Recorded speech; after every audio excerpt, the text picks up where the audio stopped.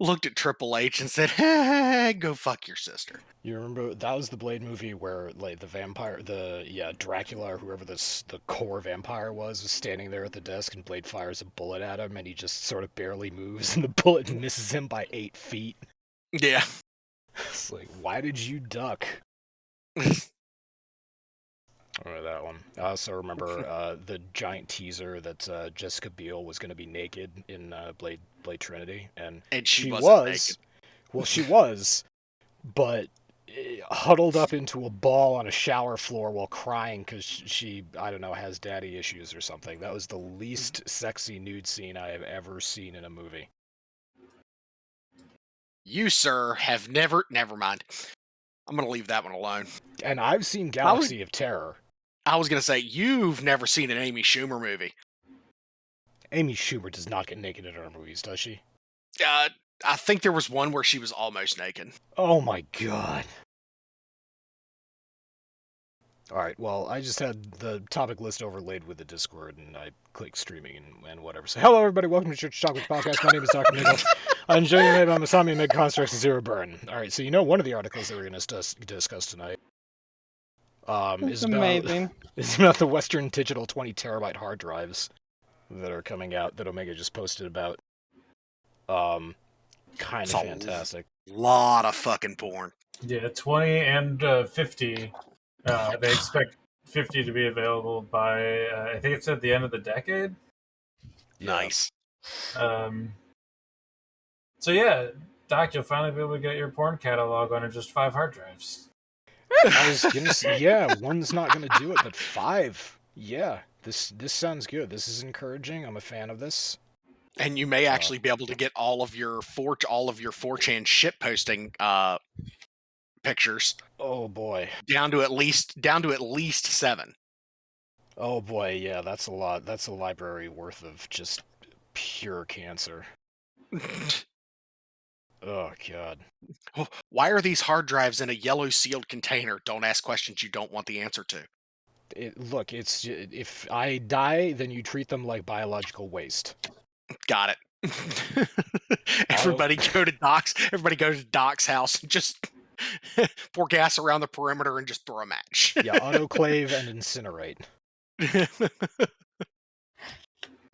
So this is potentially exciting. This is good news.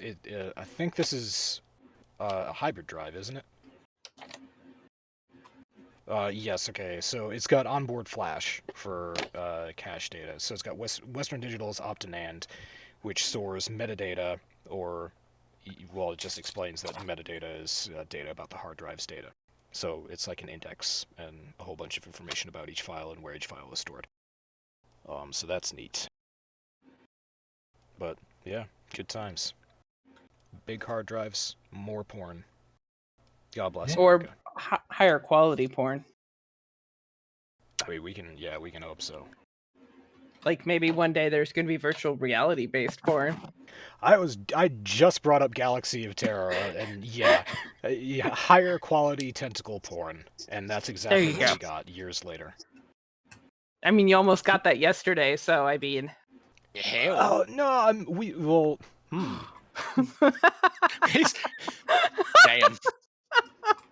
Damn. I didn't think you got Doc that. at a loss for words. No. Well, I was thinking Barry's not necessarily into, getting penetrated by tentacles. I suppose nothing's really beyond belief there, I guess. So maybe he is, but he has met several elderly women who are kinky and into him, and maybe he could bring them along. Mm-hmm. I mean, see how good your cougar attract into stays. I mean, the DM said that he liked to eat people. She didn't say in what way. The way that Masami described the octagonopus, or whatever the fuck it's called. Dr. Motherfucking Gonopus. By the way, I know that none of you Google image searched the fisherman's wife. No. Yeah. No, I was so for the whole tentacle porn thing, I was gonna say, would you believe that live action tentacle porn was actually actually first appeared in American cinema? That does not surprise me in the absolute slightest.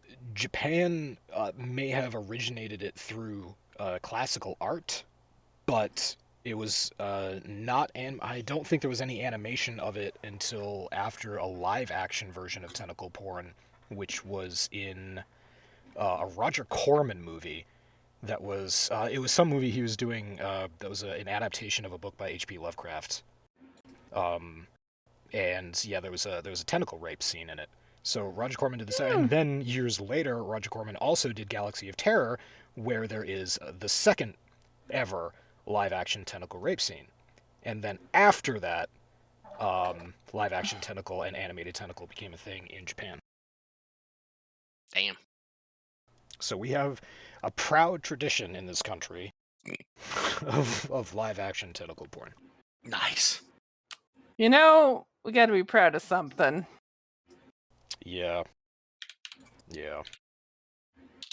Anyway, Octopus was fun. So I threw, let's see. I threw Warframe up there for the stream to look at, Zero. Zero, where are you? I am in the Church of Chonkwij Natural History Museum.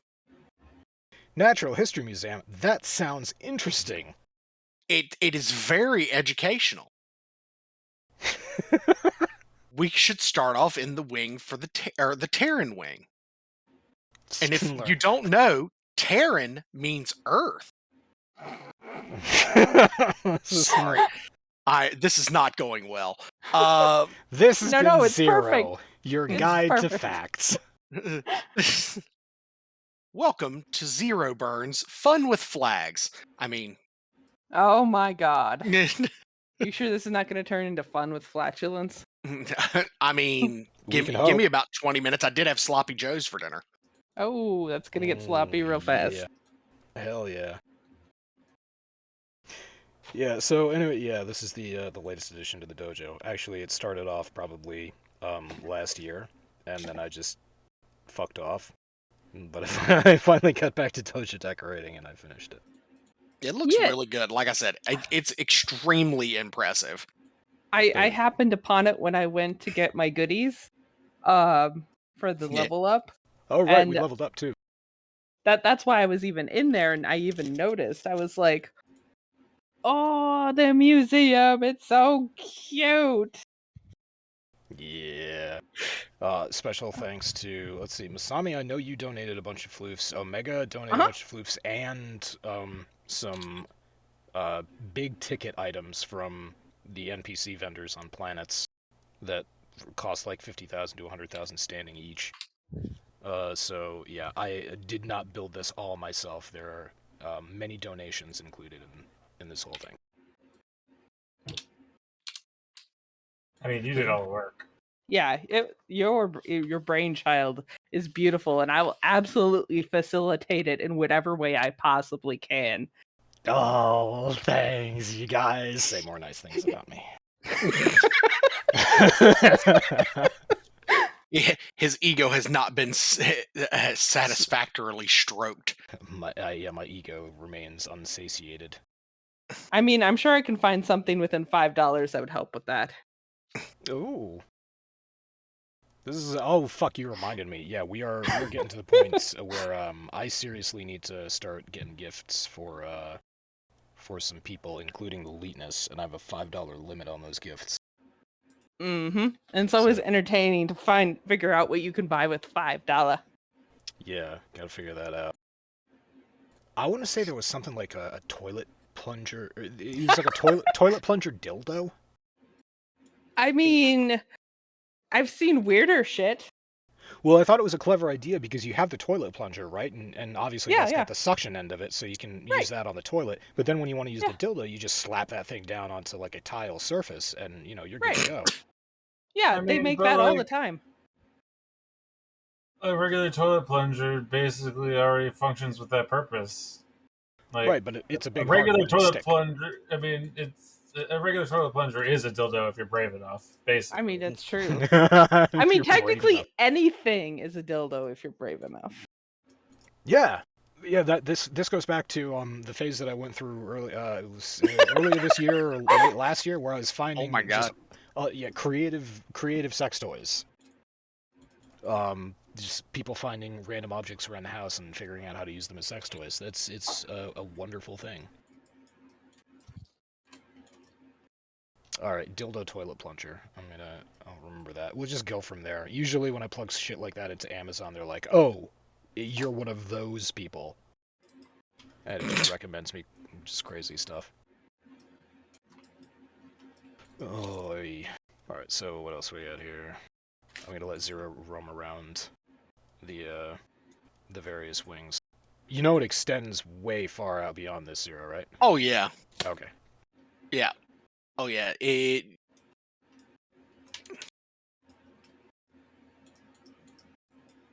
What was this? The Orvalis Sanctuary. Oh, yeah. Okay, I see where you are. It's basically an excuse for me to just plop floofs down everywhere. Oh my God, that is amazing. They look like little penguins. They're tiny little birds. They're sawgaws. All That's this, pretty much great. all of the sawgaws were given to us by Omega, because I fucking hate hunting those things. Oh, that is awesome. I love it. I'm a huge fan of penguins. I don't know why, but I'm just a huge fan of penguins. Flightless birds, much Oh. like me, short and fat. You It's 'cause, yeah, they're so are. cute. Oh, excellent. I will pass you all of the penguin memes that come my way. Oh, Jesus fuck Christ. Zero, me. what have you done? I don't know. That's okay, but they are adorable, though. They are. They really are. Emperor penguins are the best. Yeah, I'm just they're saying. They're cute and tiny. I mean, niece they- fucking Movie- loves them. The movie Happy Feet happens to be like my most favoritist animated movie of all time.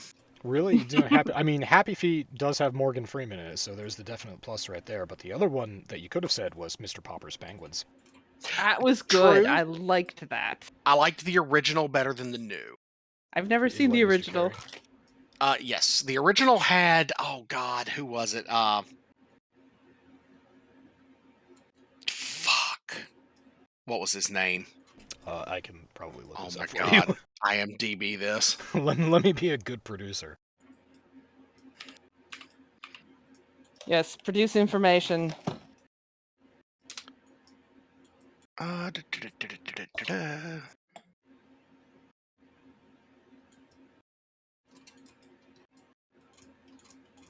No, there was one that was made way back in the day, I thought.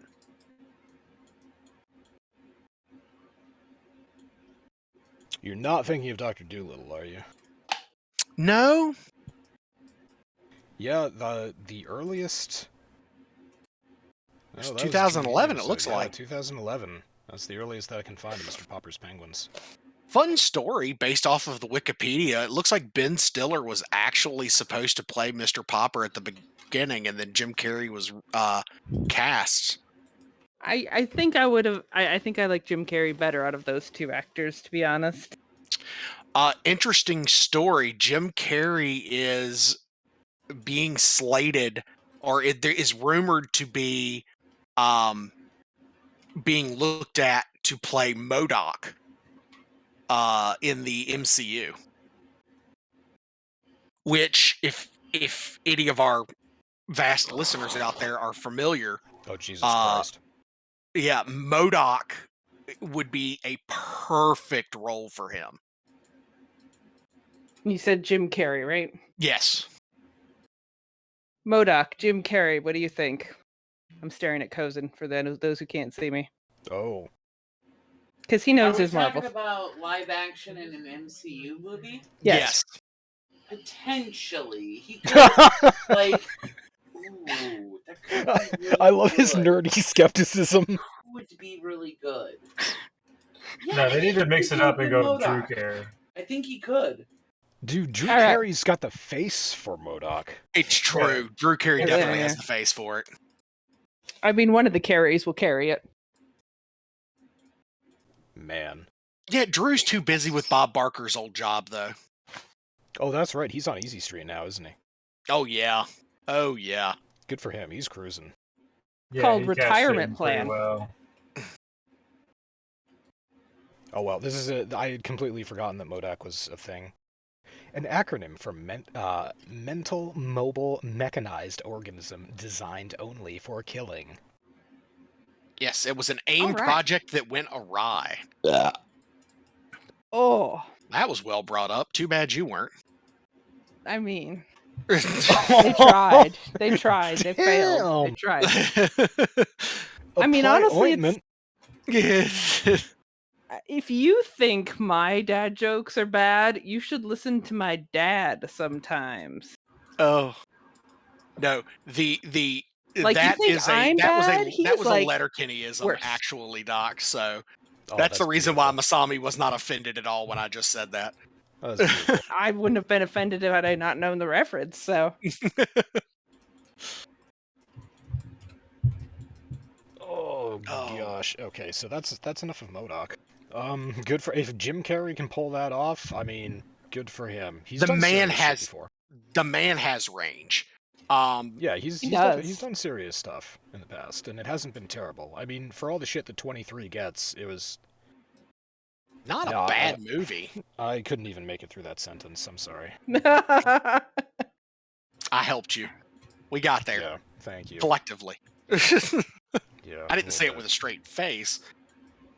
bit. Okay, so I'm gonna hop off this Discord view for a moment so that we can talk about article? Diablo 4 and Overwatch 2 have been delayed with no release date in sight. Surprise! So Diablo 4 and Overwatch 2 don't even have release dates, but they've been delayed. This is important news. Discuss. If you didn't see this coming, you're fucking blind. No, this is news to nobody who's ever played a Blizzard game before. Yeah. Pretty much. That's what went through my head as well. The entire intended audience of Diablo 4 has not a single expectation of that game being available anytime soon. Soon, TM. Yeah, like the fact that they were thinking about 2022. I'm like, no, please no. God, if you rush that shit out and it flops, can you imagine the Next, backlash? Next Cyberpunk ho.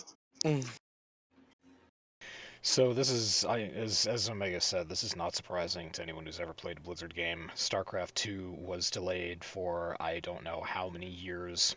Diablo 3 essentially got built and then got scrapped and then was built again. And then it was released and then it was scrapped and then it was built again. So this is just, I don't even understand what the point of this is other than to remind people that, you know, we're Blizzard, we might be going through a major lawsuit in California right now, but, you know, we're still a thing, and we're still capable of delivering on the games that you so like. Stay tuned, they'll be released soon, TM.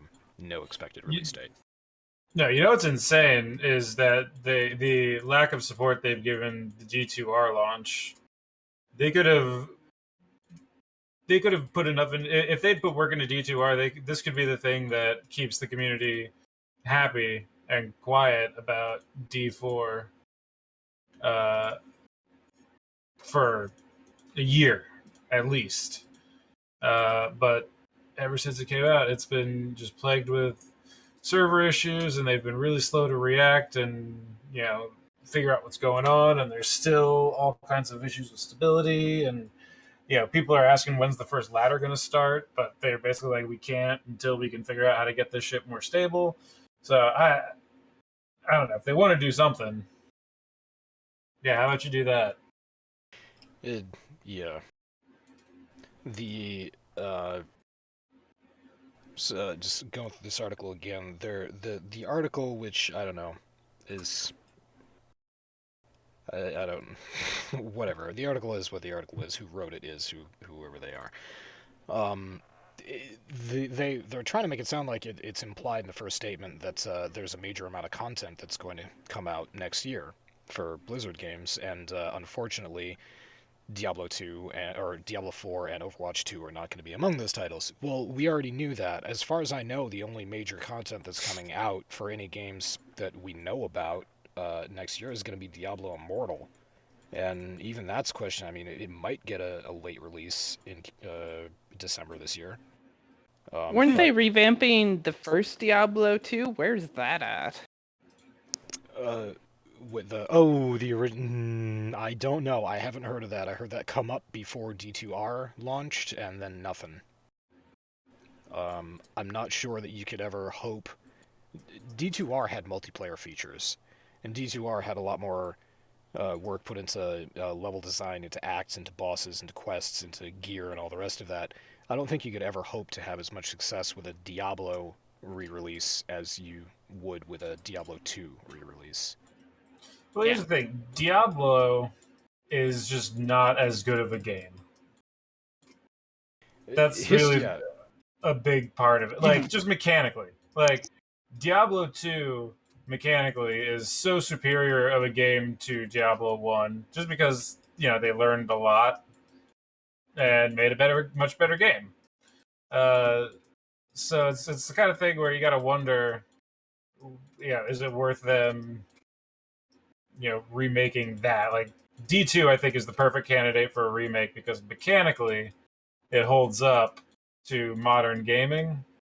Whereas, like, remastering the original Diablo would be like, I mean, have you ever tried to go back and play a game on Nintendo 64?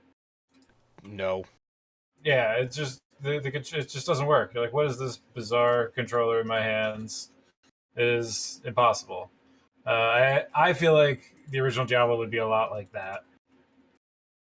It's just too foreign of a game.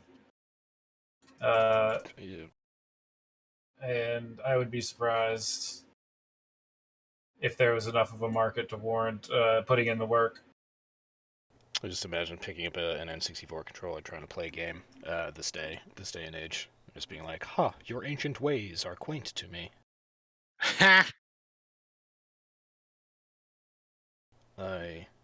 So yeah, anyway, so whatever the fuck, yeah, there's a delay in a game that doesn't even have a release date yet, so whatever the fuck that's supposed to mean. Great job, Blizz.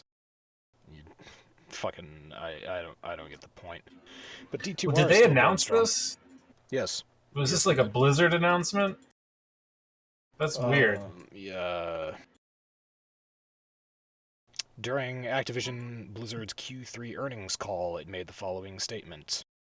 Quote, while we are still planning to deliver a substantial amount of content from Blizzard next year, we are now planning for a later launch of Overwatch 2 and Diablo 4 than originally envisaged.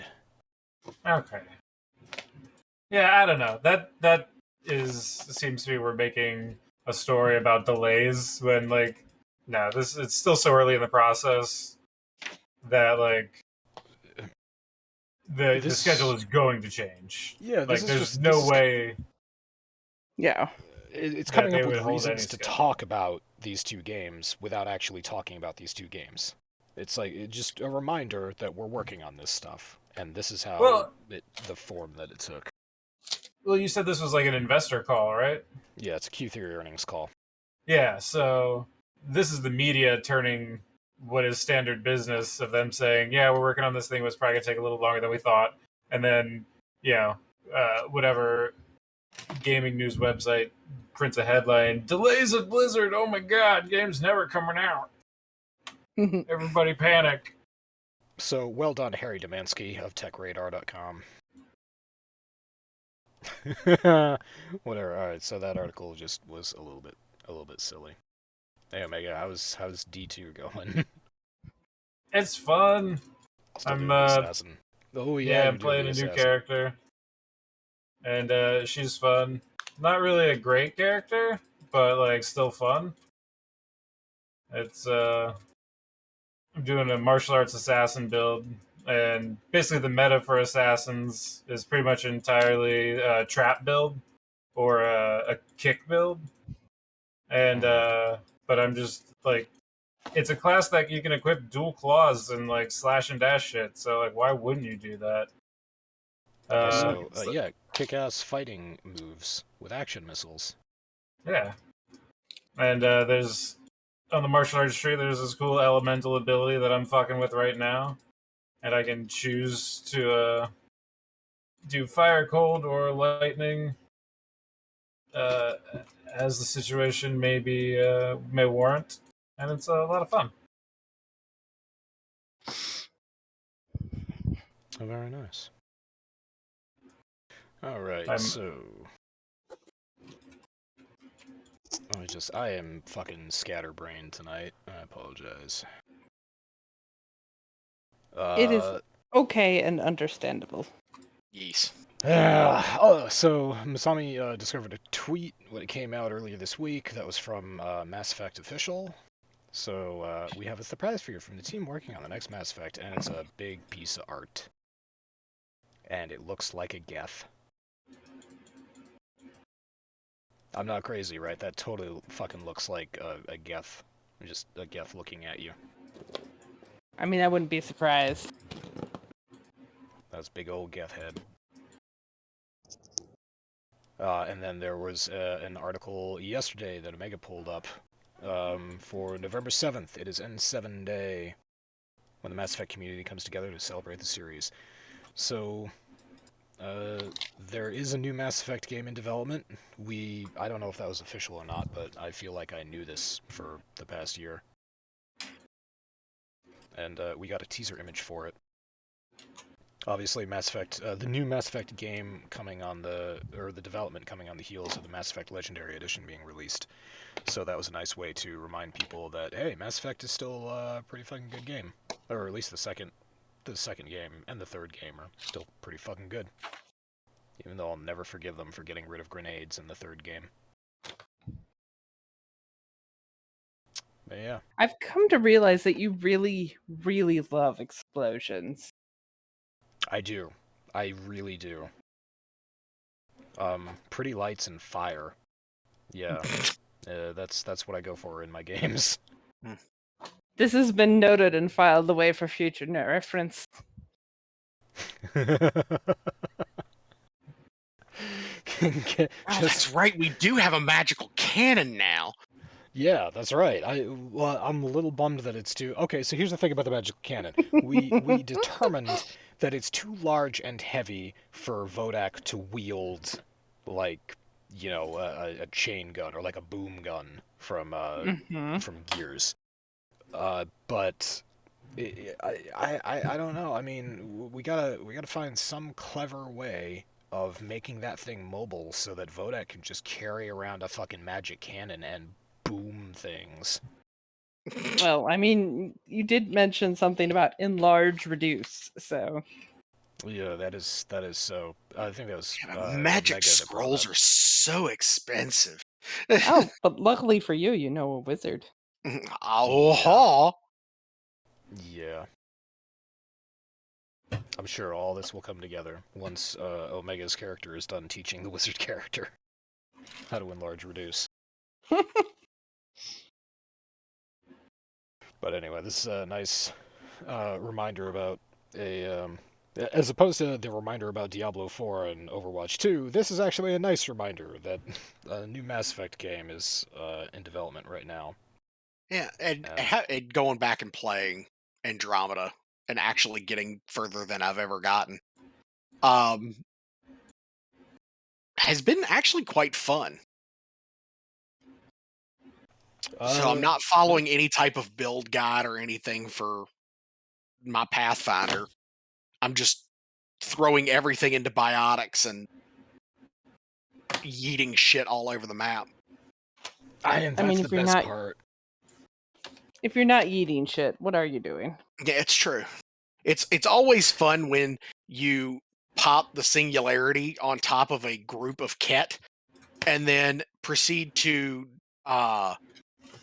do the biotic combo with push, and it just creates a massive black hole explosion. Whee! And then their bodies just kind of fly in different directions, and then of course while that's recharging, you just are spam throwing pull and watch them fly through the air, and then get them shoot them in such a way that they start floating out over edges, and then when you pull, it just drops them right off the edge of a cliff. Yeah, that's what I was gonna say. Is you find those areas that have like the big crevices or ravines or things, and you just drop guys right off there. Yup. I don't know, did anyone here ever play Jedi Academy back in the day? Yup.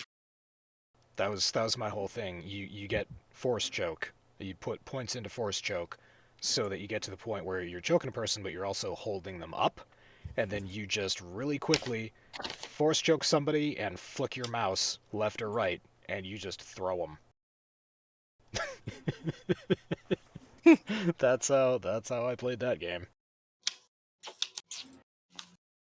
Also, props to whoever designed Jedi Academy, the first one. The people, when they fall off things in that game, they actually screamed all the way down. Yeah. That was a good time. Alright, so there we go. Mass Effect is still a thing. I look forward to seeing what they do. Me too. Yeah, I'm curious to see where what story they're going to tell, when that story is going to take place in the timeline. And this article, Omega, you threw up here, and I have not read this article, but a great day for DRM as de novo lapse renders tons of games temporarily unplayable.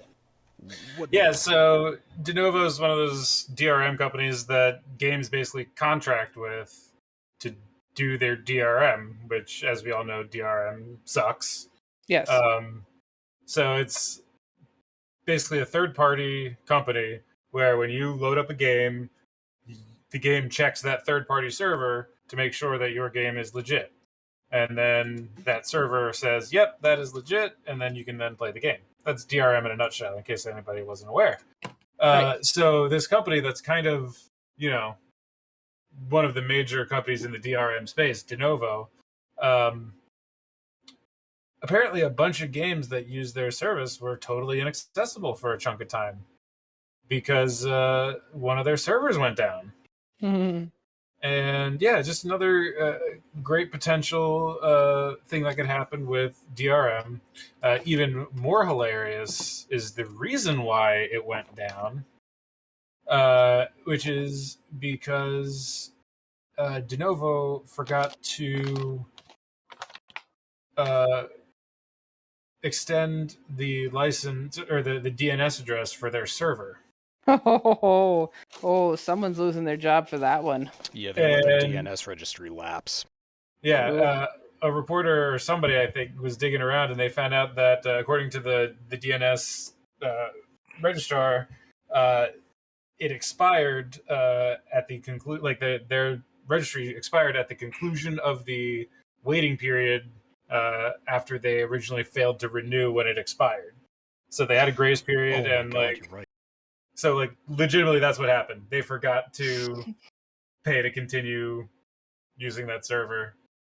So it was the entire Code Fusion domain, which de novo is part of, that expired on September 24th.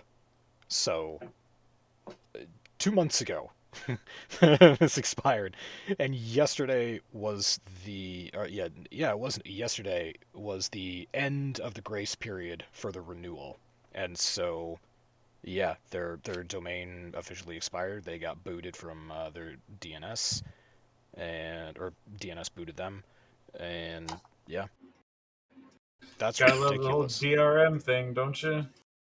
So DRM is clearly good for gaming. Yeah, it's a total. Well, de novo is a joke anyway because they say that I pay attention to copyright news, and this comes up in copyright quite a lot. A new game will come out. They will contract with de novo, as Omega said, and they will say, "We're adding your DRM, your anti-piracy DRM to our game to protect us at launch." And a day after launch, if it takes that long, a group has cracked the DRM to the game, and a DRM-free version of it is made available through whatever BitTorrent tracker you prefer. So, first of all, this company is kind of a joke, because their security gets circumvented all the fucking time, and very quickly. And the other thing is that, yeah, games including Tomb Raider, Yakuza, Persona 4, Planet Zoo, and Shadow of War, all just, you couldn't play them for at least one day. And Oy vey. this is not great.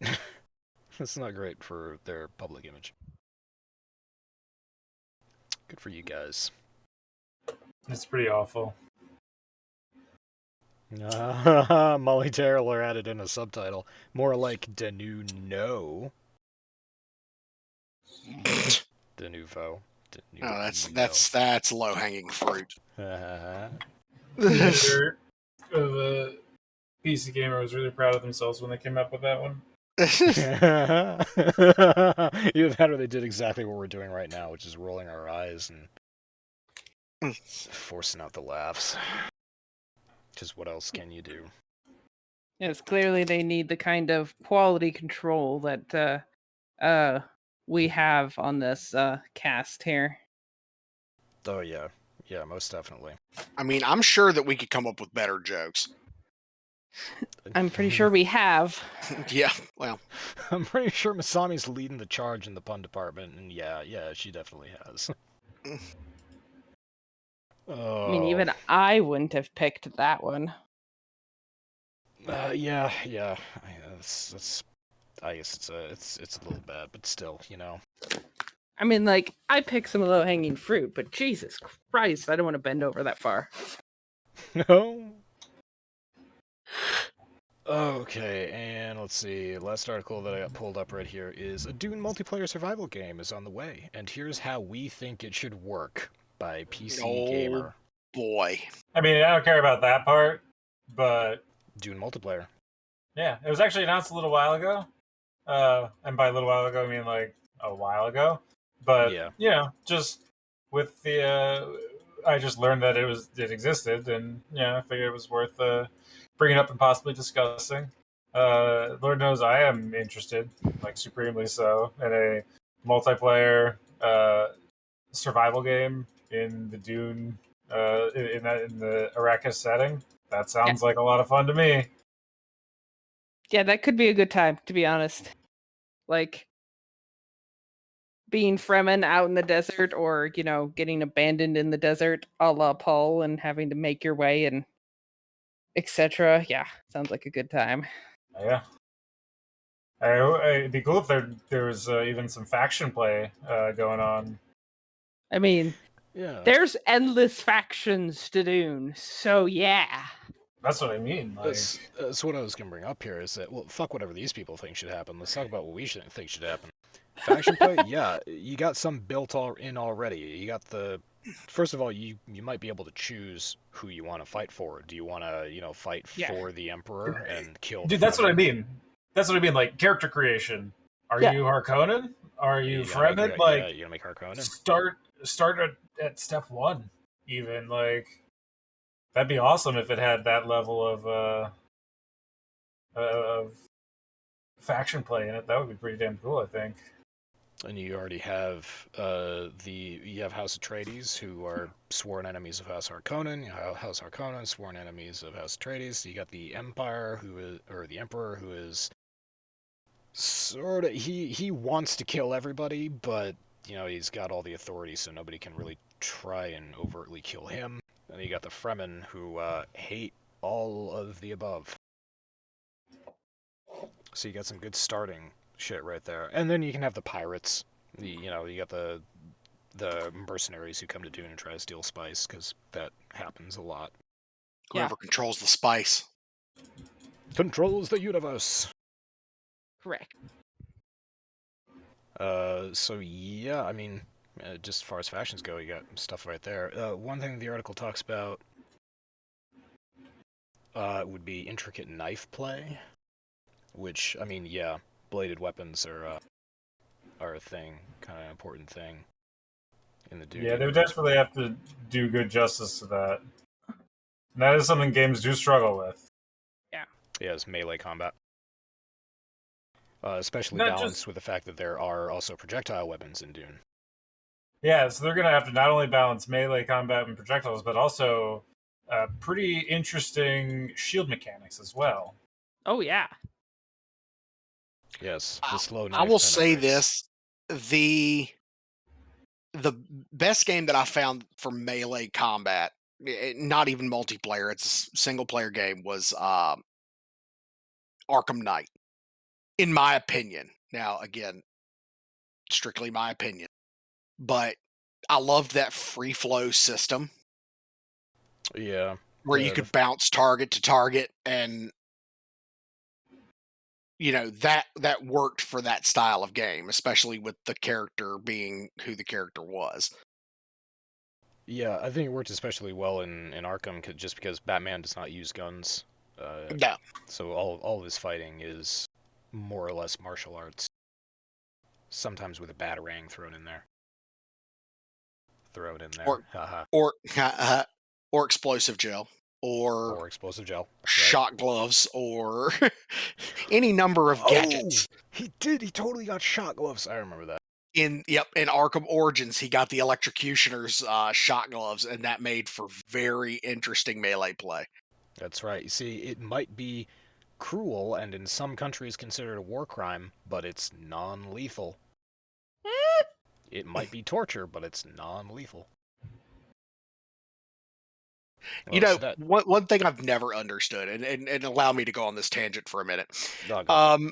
was watching. I love the DC animated universe. Love it. The Batman, I think it was Batman Ninja, where he got transported back to feudal Japan. And the man shows up in feudal Japan and literally says, "I am going to make things fair," and gets rid of all of his gadgets. This is a man who goes around and beats mentally ill people in alleys, and he gives up his gadgets in feudal Japan to make things fair. Yep. Look, I mean, consistency throughout the Marvel and DC comics has never really been a big concern. It's just like, we need a character to change for the story. Okay. Fuck it. We'll worry about it later. We'll do it live. Someone will come up with a better theory that will just steal and claim it was that thing all along. Okay, so I gotta wonder, what's the thing in a Dune multiplayer game that, like, keeps you there? What's the end game to Dune multiplayer? That's an interesting question. Story-wise, no problem, if you have a leveling up system, get to level 30 or 60 or 80 or whatever. Like, no problem as long as you have the story, but what's the end game? You got worms. You can hunt Shai-Hulud, and that's about it. Or you can protect Shai-Hulud, and that's about it. I mean, but that can't even be anything more than like a side thing. Like, the game is going to have to be about the war with various factions and things. Anything Shai-Hulud related would be like a Tridalon hunt. Yeah. Basically be that. You would do it and you'd get a cool trophy. Right. Masami, you had an idea? I was kind of thinking that it might be a little bit like New World, in that, you'd divide the planet Arrakis up, and basically the different factions would control different amounts of spice production or whatever. Oh, okay, all right. So this sort of plays into this, but it's another thing that I noticed was very omitted from the latest Dune movie. At no point is the Chom Company ever discussed. At no point is the politics behind how the spice is farmed brought up. So this is, if you don't know, if you haven't read Dune, if you're not a fan of the Dune wiki, or if you just never seen a movie, you don't know anything about it before, spice on Arrakis is not farmed by the families. The families, like House Arrakis, House Harkonnen, they are stewards of the planet. Yeah. They keep the pirates away. They keep war from breaking out on the surface. They basically just act as the provincial governors of this region. The spice is mined by the Chom Company, which is directly owned by the Emperor of the known universe. So Chom Company answers to the Emperor, not anybody else. If the Emperor says, stop farming spice, and the Harkonnens are like, what? No, don't do that, we'll go broke. Harkonnens can't do shit about it. So just bring that up, because in this game, if Arrakis does... If we do the New World thing where you have sections of Arrakis that are under, control of various houses, then we're going to have to invent some... Mm-hmm. We're going to have to invent something that happens between the first and the second book where Chom Company no longer exists. I say either that or that something happens with Chom where they employ different sides for whatever fucked up reason too. Where you can own certain percentage of shares and be on the Chom mining board, and they give you a territory to farm or some shit. Something like that. Oh, I don't know if that's really survival anymore. I kind of think that if they're going to make a survival game, we might see some of the politics go straight out the door. Yeah, probably. I mean, look how much out the door they went in the movie. Well, another interesting thought is, this game has been in development, what did the article say, since 2018? Oh, wow. Interesting. How much is the movie going to impact the development direction of the game? Well, because now, I mean, that's an impossible association for them to try to break. Mm-hmm. And you got to imagine that they know that there's going to be a lot of people who are going to buy this game because of the movie. And if they're too much of a departure, either stylistically or story-wise or whatever it may be, it could be a problem. Yeah. So, I keep on reverting into my mind, the easiest way that you could get around this is just to lock people in and leave them, limited options for character creation. You can't choose which faction to belong to. You are a Fremen. That's the easiest way to get around most of this shit. But that would obviously be a detriment to the game, in my opinion. Yeah, it's also going to depend heavily on what kind of game it actually ends up being. Calling it just a survival game is not very conclusive or descriptive. No, it isn't. Yeah, we're guessing a lot. Yeah, it's going to be multiplayer. We know that. It's a survival-based game. Is it going to be MMO style? Is it going to be persistent world style? Is it going to be instance-based? Is it going to be rogue style where you just play over and over again until you die? Yeah, there's a whole lot of room there. When we're talking a multiplayer survival game, that could be everything from, a Minecraft style where it's just you and one other person in an empty world, or it could be, a fucking MMO.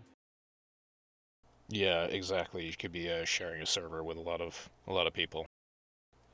Which obviously would add a competitive element into it, because I don't know of a single MMO where you have, hundreds, if not thousands of people on a server, and they're not being dicks to each other. I mean, hell, what if they did it like Stellaris style or EVE Online style, and it was a persistent world, and everybody could choose whether they wanted to be Harkonnen or, whichever one, and we just battle for the fucking planet. Yeah. Yeah, constantly fighting for control of Arrakis. I will be honest, there's enough complexity to Dune that they could do something Eve styled in a heartbeat. That's what I mean. It's actually a game that could probably, it has the lore to support that. So much lore. Much lore. In that case, the game would be taking place before the first book. It would have to. Yeah. So you could get into the various other... I mean, okay, the Harkonnen were, on Arrakis for 80 years? Before that, it was a different house. Before that house, it was a different house. Yeah, you could definitely probably do something like that, EVE Online style, but it would take place before the events of the books or the events of the movie, and that might free you up from a faction standpoint. So yeah, okay, that's an interesting idea. Give that a shot. But that would be a fucking mess. and just try constantly fighting over the planet Arrakis. The other thing to remember about Eve is that there is no first person in Eve. No. I don't think you're ever running around anywhere. It's just you're always on board a ship, and you're always Correct. in space. They tried at one point in time, but it did not. Really? Well, there was a little known fact. I played Eve. I've played Eve off and on. Haven't played in a long time, but played off and on, starting in about 2007 to about a couple of years ago. When I finally was like, no, I've got to put this down. This is cancer.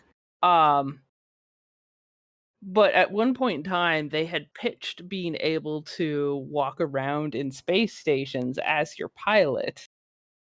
Like, maybe not like first person, but maybe like third person over the shoulder sort of feeling. But at, more than just your little pod floating in your station bay. Oh, that's so cute. But it never happened. Yeah. So, that could be interesting. It's something to keep an eye on. We're obviously all interested in, the world of Dune, the universe that it's set in, and all the rest of that. And I think we're all looking forward to the next movie being released, because now that actually the production date was announced. So we're looking at a 2023 release for Dune Part 2. So if they're aiming for that, that means they probably kept a lot of sets intact so they don't have to build it. I'd hope so. I mean, they filmed a lot of it out in Jordan, and beautiful country though. It's basically a desert. So you're out in the middle of there and you build a set. I'm not sure if the government is cool with you just leaving stuff around for years, but if they were, yeah, that would be a good thing. Otherwise, they're going to be rebuilding at least the palace on Arrakis. I mean, they've got to. And that's the other thing. Actually, that's it, isn't it? We if we're doing Dune Part 2 and we're concluding the first book, they've got to cast Fade. Like, yeah, we're not. Yeah, we don't know who Fade is. They have to bring back Sting. Because they should. He's probably, what, he's like 80-something now? He still looks like he's 40. It's his diet of nothing but carrots and tantric sex that's kept him looking so good. I mean, if it works, it works, but I'm pretty sure that's not what the Baron means by my lovely young Fade. So... But whatever, yeah, I was gonna say, if we're concluding the first book and we're at that halfway point, then the only existing set that they're gonna return to is the palace on Arrakis, the provincial governor's house. That's it. We never go to Gidi Prime. We never go to Kaitane. We never go back to Caladan. I mean, unless they give us some shots of the Emperor or his daughter, because she's got to come in at some point. She does, and it's going to be interesting how they introduce the daughter, because here's the thing, I mean, what are they going to do? They're going to build up the whole movie so that the Emperor shows up at the very end? That's fine. We're skipping an awful lot of conversations that he had. Yes! But, including the really awesome dude who works for the Emperor as his, like, secret fucking... I'm not going to continue because spoilers. But... so I don't know how you're going to get around that, but yeah, spoilers. In the most obvious fashion possible. Yeah. So I'm not sure how they're going to do that, but maybe the only set that they have to worry about is that one on Arrakis, is the town. So I don't know. And honestly, I think the cynic in me says they've already built it once, so they'll just CG it in for the second movie. Yeah, they could do that, couldn't they, huh? Yeah, they've got it all. I don't understand why they didn't at least... And maybe they did. Okay, here's the thing. The Villeneuve made it very clear that he did not shoot 2 movies at the same time. He didn't say that he didn't shoot all the scenes in the locations that they had built at once. If he did that, then we've already had the scene in the palace. In that case, there would have been some leak or something that said who was playing Yeah. Fade. Yeah, we would know by now. Yeah, there's been nothing about Fade. As far as I know, he hasn't even been cast. Yeah. Because that was like, I remember before the movie came out, everyone was like, who's playing Fade? Fade hasn't been announced. Who's playing Fade? Nada. Yeah. And sure enough, once you watch the movie, there is no Fade Ruatha. You know what? I'm going to call it right now. Fade is going to be played by Andrew Garfield. Who the fuck is Andrew Garfield? Spider-Man. Oh, I would take that. Not new Spider-Man. Not Tobey Maguire Spider-Man. Middle Spider-Man. Yeah, I would still take the awkward that. middle child. Yeah, the awkward middle child who has done everything in his power to absolutely and utterly deny his existence in the upcoming movie. Which, by the way, hasn't worked. Is Tobey Maguire going to be in there too? Yes. Oh, God bless. They are doing the multiverse, and it's going to be amazing. Tobey Maguire is a good actor. I don't understand why I haven't seen Tobey Maguire in anything forever. Because the only thing that people remember him for is the terrible dancing from Spider-Man 3. I was just thinking about that. Yeah. Not 3 seconds ago. That's all I was thinking about. The pelvic gyrations. Oh, the pelvic gyrations. The other thing, I'll pull up a YouTube video of this. But in the first Spider-Man movie with Tobey Maguire, when he's fighting Green Goblin, so towards the end of the fight, when when Peter's mask is torn, Green Goblin picks him up and throws him against a wall, and he lands hard on the ground. The sound that he makes when he lands is fucking adorable. So he gets slammed against a wall and falls down. He goes, ah! Oh, yeah? Wait, Ah! wrong noise. It's like, no, that's the thing. That. That was a very deliberate noise because I guarantee that shit was 80 yard in. Somebody listened to that and was just like, this is a good idea or this is a hilarious idea. I wonder who will notice. Ah! Spider-Man, everybody. Spider-Man. Well, Willem Dafoe apparently is coming back to reprise his role as Green Goblin in the new movie. Oh, good for him, too. As well as Alfred Molina. Everybody loves Alfred Molina. Alfred Molina's coming back, too? Yeah. I love that dude. Just because of his deformities, I don't think it's right that Willem Dafoe is getting typecast as a goblin. Oh. Oof. Oof. You're right. He shouldn't be typecast because he looks like a goblin. He should be typecast because he's got a huge dick. I mean... What? So no one's seen that movie? No. The only thing I remember, my first introduction to Willem Dafoe was not that movie. It was the Family Guy skit where Stewie is laying in bed and he's terrified of the Willem Dafoe under his bed. And he slides out from underneath smoking the cigarette, and then he's like, "You awake there, Stewie?" "Yeah." "Okay, I was just checking." Slides back under the bed. Just checking. I know I've seen Willem Dafoe in other things, but my first real conscious acknowledgement of his existence was in Boondock Saints, which, by the way, they have started the third one. Yes, excited about that. Super excited about that. Been living on the cliffhanger that is the end of 2 for way too long.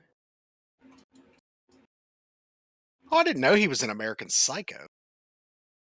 Yeah, he was the detective. Nah, I love the Huey Lewis in the news scene. It always gets me every single time.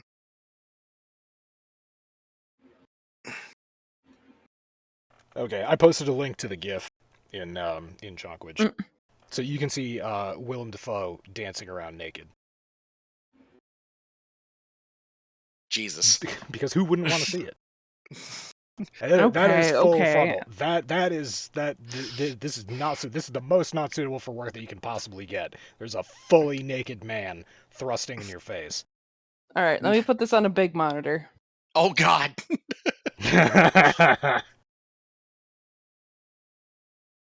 So it's good time. So yeah, he should be typecast because of his enormous junk. I'm just saying. Good for That's him. not bad. Masami's like, yeah, I've seen better.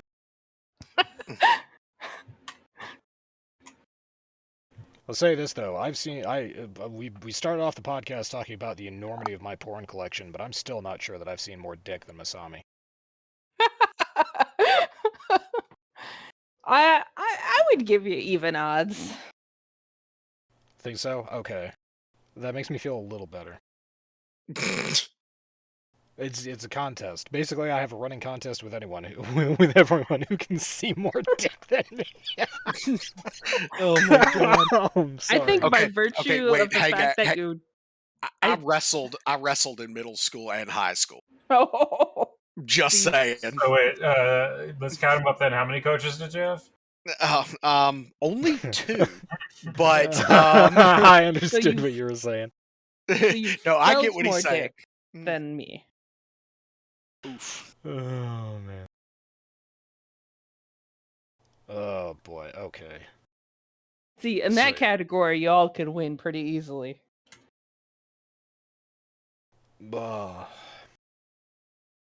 I am full of pizza apparently. I didn't said eat that pe- much. Yeah, I'll tell you what. This new injectable that they have me on, for my diabetes is amazing. Diabetes. Diabetes. Um, it is. I could sit down like when I would make sloppy joes, and I could eat because I do them open face, so I could do 2 whole sloppy joes just right out the gate, and then When I you could s- go back w- for a third. When you say I do sloppy joes open face, and then you say you can have 2 of them, I just picture you with a huge ass mouth just shoving 2 sloppy joes into You yourself. wouldn't be wrong. I mean, isn't that just describing what we're talking about here? I know, Hey, things that you should definitely do on stream, Zero. I don't know how you eat your sloppy joes, but I inhale them as fast as possible because they're delicious. yes, I use a absolutely. knife and fork because I was raised on a farm. I actually, because of the open face nature, I have to use a knife and fork. Well, a fork. I don't use a knife. I'm a fucking heathen. But it I was only able to eat one tonight, and it was literally just it took everything in me to eat that. I think that's good, I guess. Yeah, I mean, I can tell. Like, I put on a pair of jeans the other day because the weather in Virginia decided to drop down into the 40s, and now it's going to be in the 80s. This is how people get sick. But I put on a pair of jeans the other day that last year I could barely fit into, and I could actually comfortably put them on. Nice. That's good. So shooting to get under 300. So Always good to lose weight. Except if you're Kate Moss. Or someone who is Oop, more crack on the floor. relevant. A gentle breeze. Oh, Family Guy references. love it. So that's that's about it that I had for this topic discussion. We could go on, Masami. You could tell me about that knife from our D&D game. The kniff. It's very sharp. The kniff. I don't know if you decide on stats for that or anything yet, or if you're like actually trying to build something in D&D Beyond. But yeah, I'm super excited about the kniff. I'm sure you are deeply intrigued about it. He does want you to get to the point. Mm. Of course, the topic may be too edgy. I'm sorry. That's a 3-pointer. Hey. If I can't make a pun, I will absolutely set someone up for it. Masami with Teamwork. the assist.